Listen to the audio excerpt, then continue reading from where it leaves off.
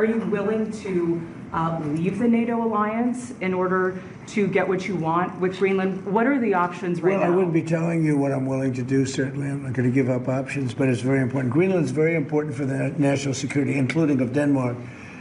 And the problem is not a thing that Denmark can do about it if Russia or China wants to occupy Greenland. But there's everything we can do. You found that out last week with Venezuela. So many people didn't even think this was possible. But in Donald Trump's world, anything is possible. So what's currently happening in Greenland is like somebody promising to protect a vulnerable person only to turn around and exploit them. And this is exactly what this looks like. So if we look at Greenland, Greenland is part of NATO, the same alliance the United States helped build, and yet Trump is now threatening a NATO ally to surrender part of its territory. Now, the weapon isn't tariffs. Tariffs aimed at European countries that refuses to go along with his Greenland obsession. Donald Trump has just announced that all goods entering the US from the UK will be charged a 10% tariff, later increasing to 25% unless a deal is struck for America to buy Greenland. France, Germany, the United Kingdom, the Netherlands, and Finland, starting 10% and then rising to 25%, explicitly tied to getting a deal for Greenland. And these are tariffs not on enemies, but on allies. And the tariffs don't just hit foreign governments. These also hit American families because higher tariffs mean higher prices on imported goods and a higher cost of living for the people living in the United States. I'm just on here wondering if anybody's feeling the same way I'm feeling. I'm from Illinois, and I feel like the gas prices and the electric bills and the prices of food is just so overwhelming anymore. Like, I'm wondering if anybody else is feeling like they're drowning and they can't get out. I work overtime and I cannot get above water. And I think that this is the reality for a lot of Americans right now, and it needs to be shared because America is not doing well right now. We have a 94% prediction rate that the recession is going to come, but yet our frickin' administration hasn't even made the move to actually say that a recession's coming. And let's actually call it what it is, a depression. People can't afford groceries, they can't afford rent, they can't afford buying houses, they can't afford having babies, they can't afford having the kids in general if they already have them. We are not in a good spot, y'all. 60% of the American public is about to lose everything they have.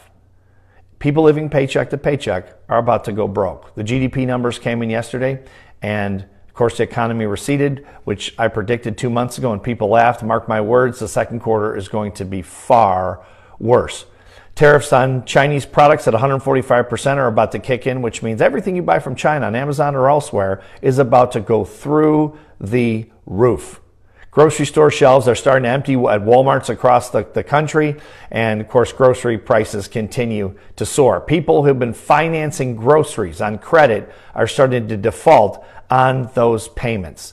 We are about to see an economic catastrophe. If you're in this 60% that has little or no money, please stop spending money. Protect your family. Trump does not care about you. Even if you voted for him, he's a billionaire. He won't suffer, but you and your family will. Please protect yourself. Bro, if I knew how bad the economy was going to be up to date, I wouldn't have been riding no bikes, playing no video games.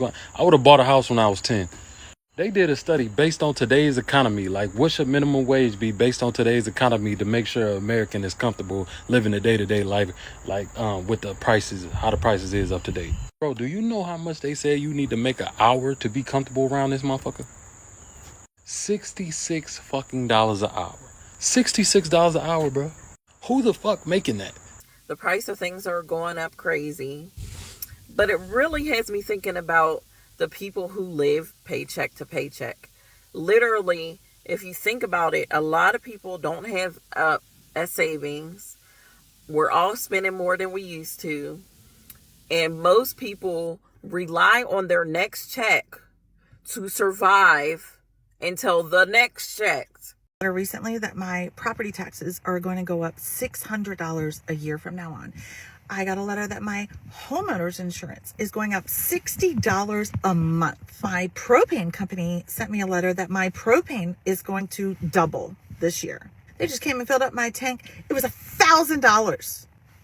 That's crazy. Also, as a entrepreneur and business owner, I get my health insurance through the marketplace. So you have the Affordable Care Act. I pay $45 a month. They just informed me that if this bill passes and I lose my tax credit, I'm going to go from $45 a month to $660 a month for health insurance. Groceries are insane, and it feels like every day I get a new email from another subscription that I have, whether it's Netflix, my website subscription, everything's increasing in price. And I sit pretty much every day stressed about money, and yet I know that there are so many people in this country that are way worse off than me, and they're not making it, y'all. They're not making it.